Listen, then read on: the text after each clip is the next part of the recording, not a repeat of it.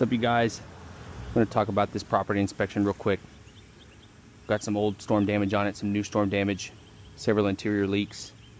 We came out initially to come look at our door, saw some water damage.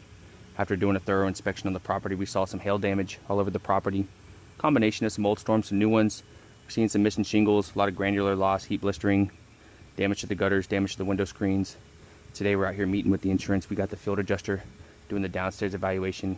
We got third-party adjuster up there doing his photo report to present to the adjuster. First thing, coming around the edge of this property, we're seeing this gutter downspout. Seen some decent sized little hail hits. Chalk that up, note that.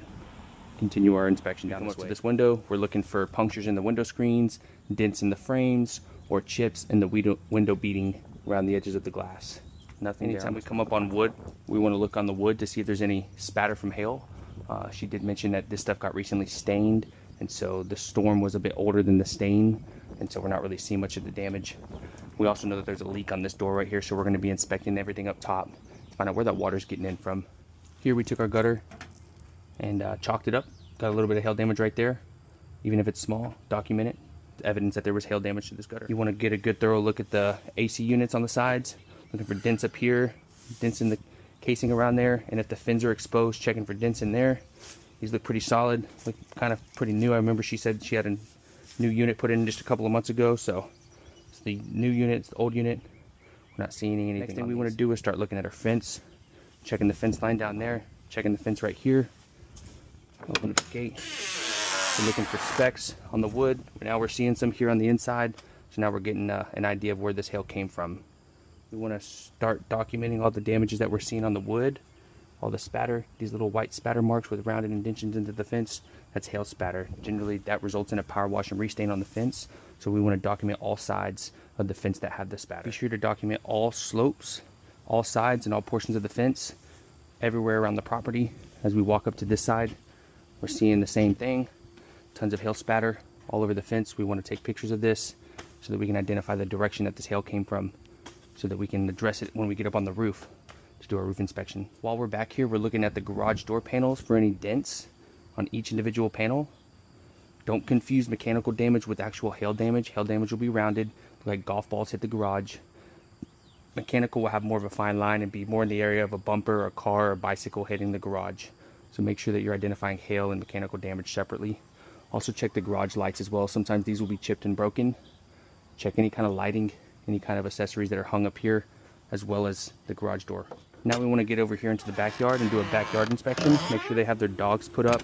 And we're going to start checking for damage on personal property, the fence sides that we're able to access all around the property, gutters, window screens, window beading, pergola stain, anything back here we're going to look for damage on, including personal property. Most of the time the insurance company will cover personal property, so check grills, outdoor furniture, heaters like this, anything that you're seeing, pottery, and if the concrete is chipped from the hail, they'll actually cover that as well when you get really big sized hail. So make sure you're inspecting it very thoroughly. Coming up to the gutter over here, we see a couple of rounded indentions. A little bit of mechanical damage as well down here. Looks like this thing got smashed by something, but up top, there's a good chance that that's hail damage.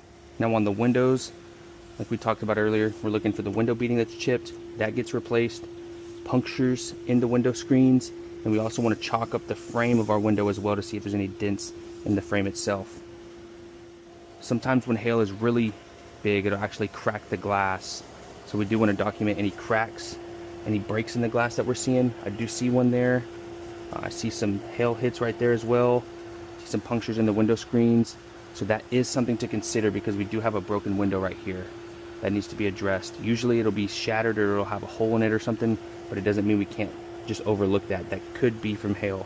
Now that we're coming back around this slope, we want to also check out the beams, the shutters, anything that's stained, all her windows, all her window screens, her lights up here, any floodlights in the landscaping. We're looking for anything and everything that's damaged by hail on this slope of the house. We work our way around the property. We want to do the same thing, perform an inspection on this side of the fence, check the windows, check the gutters, chalk them up, look for any dents in the gutters as well.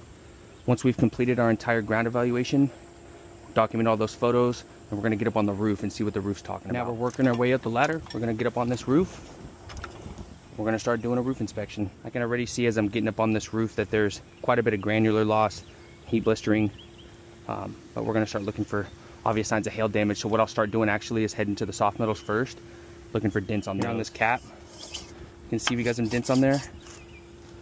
It's a good sign there's actually hail up here. Next thing I come to is the power attic vent covers.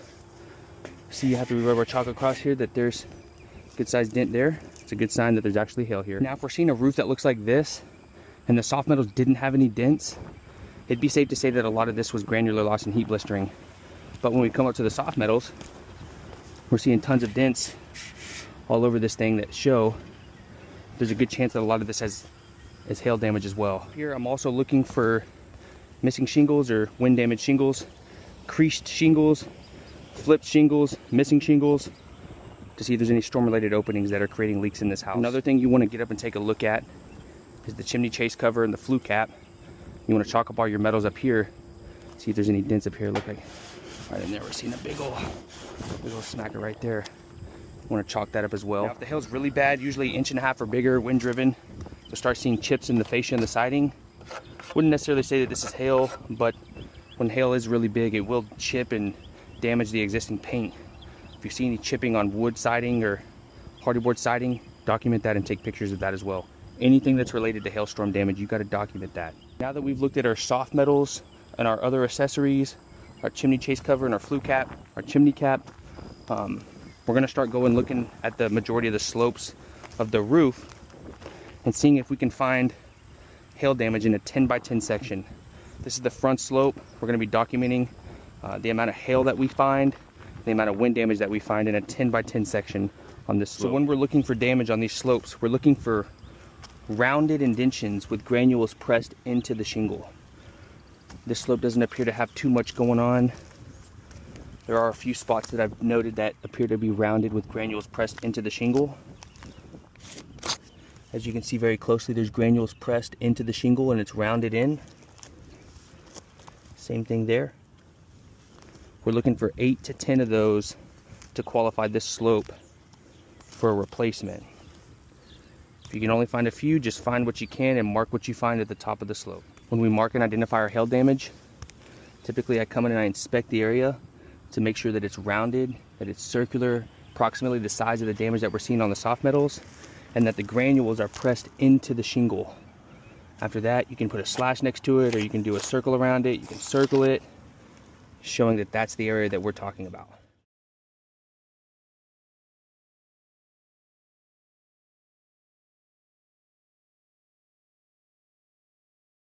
Once we've completed that section, we come up and we put front slope in a 10 by 10 section.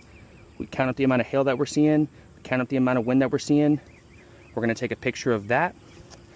We're going to get a photo of our overview showing all of our hits.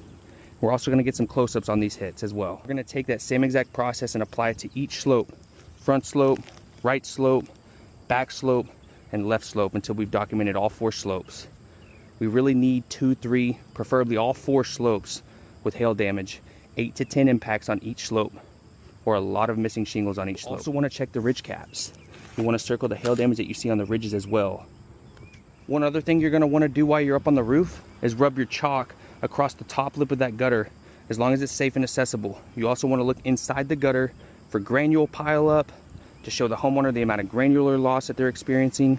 You also want to look for good hail impacts inside the gutter and on the lips of the gutter as well. Sometimes you won't always see them on the downspouts, because if the hail fell straight down, it's going to be inside the gutter, so you will have to inspect inside these gutters. While you're up on the roof, it's good to note installation errors or mechanical damage or things that may jeopardize the roof condition. Doesn't necessarily have to be storm related, but it is informative for the homeowner to know what's going on with the roof. Sections like this where the shingle didn't actually line up where it needed to be, or rusted nail heads that are exposed, mechanical damage like this where it looks like something smashed the shingle and there's a puncture with fiberglass exposure. Any type of damage you want to document. Now we're kind of trying to distinguish the difference between insurance related damage and mechanical damages, but for the homeowner's perspective, you're going to want to document all types of damage for them to know about their roof's condition. One last thing that's important to inspect while you're up on the roofs before you get off is the flashings. Any exposed metal flashings, you want to chalk those up as well and see if there's any hail hits on those flashings, on the chimneys, on the siding, anywhere that you see flashing on any accessories. Always chalk up the metal flashings to see if there's any hail damage on those flashings as well. Another thing you can also note as well is installation errors, like that shingle that's dropping down, repairs that have been made, and then just different types of mechanical damage, heat blistering, whatever things that you see. It's okay to document whatever damage that you're seeing. Now it's up to the insurance to determine what is actually hail damage and what is actually not. Your job is just to get up here and document all and any types of damages that you find on this property and present that to the homeowner. So starting off, guys, hopefully this has been an informative video for you to recognize how to identify hail damage on a property, starting with the downstairs elevation, checking the window screens, the window beading, the window frames, the gutters, the downspouts, the AC units, the garage door panels, the fences, personal property, anything that you're seeing downstairs, floodlights, garage lights. We're documenting everything down there. And we're jumping up on the roof. We're taking a look at all the soft metals, all the accessories, all mechanical damage, all granular loss, any hail related damages, any wind related damages. We're making a 10 by 10 box on all 4 slopes of the roof. We're properly documenting all these things. We really would like to stay within 100, 150 photos for our entire inspection so that we have a good, thoroughly documented damage report to provide to the homeowner and to the insurance if they need it. Hopefully this video was helpful.